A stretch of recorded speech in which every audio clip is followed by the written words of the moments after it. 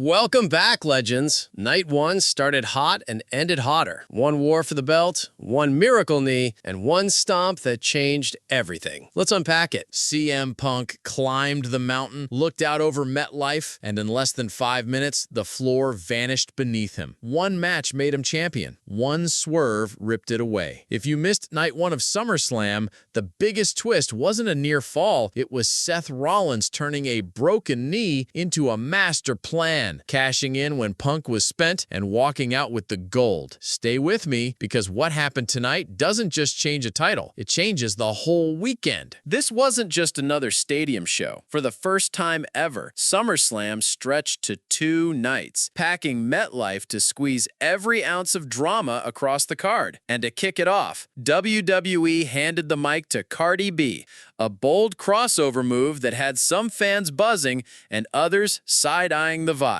Love it or not, the message was loud. This is a new SummerSlam built for big moments. But the first big swing came before anyone expected it. Roman Reigns didn't wait for a main event spotlight. Teaming with Jey Uso, he stepped right into a heavy hitter opener against Braun Breaker and Bronson Reed, a mashup of speed, power, and don't blink collisions. The decisive stretch saw the momentum shift to the Bloodline side, with Reigns and Jey closing the door for the win. That should have been the headline until cameras caught Breaker limping on the way backstage. Rumors suggest he needed help to the back and was favoring a leg, but no official diagnosis yet. If it's serious, it could ice one of Raw's fastest-rising wrecking balls and scramble plans heading into the fall. We'll say it clearly, this is unconfirmed based on fan video and quick-hit reports. Still, the buzz is loud, and the noise didn't stop there. 2 veterans with shared history, zero trust, and the same target, the women's tag titles. The moment everyone will clip and replay, Bliss catching Flair by accident. A clean shot that looked like it would blow up the team on live TV. Instead, they regrouped, tightened the screws, and closed out Raquel Rodriguez and Roxanne Perez to take the gold. Imperfect chemistry, perfect timing, and a division that suddenly has a headline act again. If that was about restraint, the next story was temptation. Sami Zayn walked into a mind game and walked out with his soul intact. Scarlett slid a pipe toward him when the ref's eyes were elsewhere. Zayn stared at the shortcut, said no, and answered with an exploder into the corner and a hell of a kick for the win. Reports claim Karrion Kross's contract situation is still a question mark, and nights like this add uncertainty to his direction. Either way, Zayn's choice landed. He took the hard road and still got his hand raised. And then, power met precision. Jade is a force, no debate. But champions make power look clumsy, and Tiffany Stratton did exactly that. She absorbed the storm, picked her spots, and when the window opened, she landed the prettiest moonsault ever to keep her title. Rumors suggest Jade isn't far from breaking through, but tonight was about Stratton's ring IQ and ruthless timing.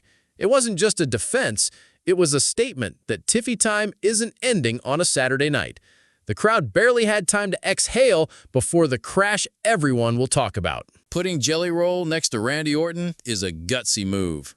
Across from Logan Paul and Drew McIntyre, it turned brutal in seconds. The sequence that changed everything? Paul soaring off the top and detonating through the announce table.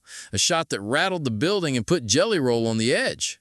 From there, a frog splash sealed it, and the celeb act took the L. Say what you want, but the man ate a table and kept going. That's not just publicity, it's proof he can hang through the chaos.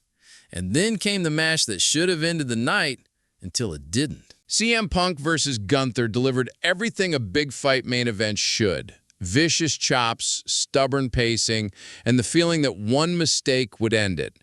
Punk forced the opening, landed the shot, and took the World Heavyweight title. MetLife erupted. Then the music hit. Seth Rollins, injury, suddenly gone, slid in with the Money in the Bank briefcase. One swing, one stump, and the title switched hands again. The ruse worked. Fans split fast.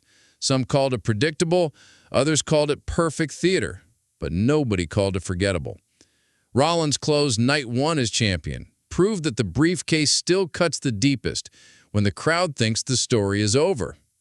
Which raises a bigger question. Short reigns create long memories, Punk's 5-minute heartbreak now fuels a rematch narrative that can anchor TV or explode on a future PLE. Rollins just painted a target on his back for everyone with a pulse. Reigns and Jay recentered their momentum, keeping the bloodline heartbeat alive. Charlotte and Bliss give the women's tag division a reason to talk on Mondays and Fridays. And in a first-ever two-night SummerSlam, Night 1 did the job it had to: spark debates, open veins, and make Night 2 feel like a fuse that's already burning. Call it ruthless, call it genius. Either way, Night 1 proved something simple. In the new SummerSlam math, surprise greater than safety. If this is the playbook for a two-night era, don't blink, because the next swerve won't wait for the main event.